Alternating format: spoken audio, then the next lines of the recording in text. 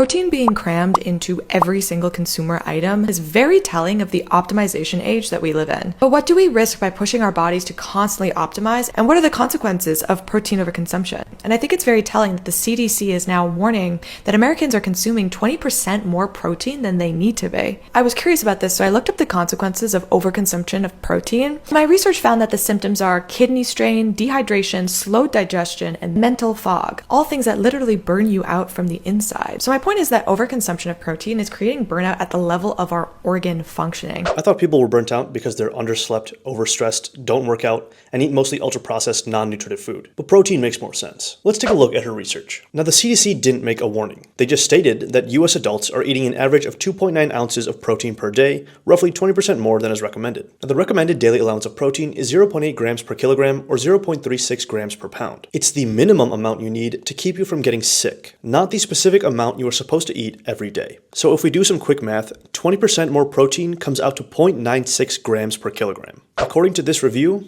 to build muscle and strength, a dietary intake of 1.3, and 1.6 grams per kilogram of body weight is recommended with minimal, moderate, and intense physical activity, respectively. The long-term consumption of 2 grams per kilogram is safe for healthy adults, and the tolerable upper limit is 3.5 grams per kilogram of body weight per day for well-adapted subjects. The reason that people struggle with digestive issues when they start to eat more protein is because they went from eating not enough to eating way too much. Your body isn't prepared to handle it, so slowly increase your intake so your digestive system has time to adjust. Another major reason people struggle with digestive issues is because they're not getting enough fiber. Low fiber intake is also linked to an increased risk of colon cancer. So work your way up to 14 grams per 1,000 calories, and try to have a variety of sources from fruits and vegetables, nuts and seeds, beans and legumes, and whole grains.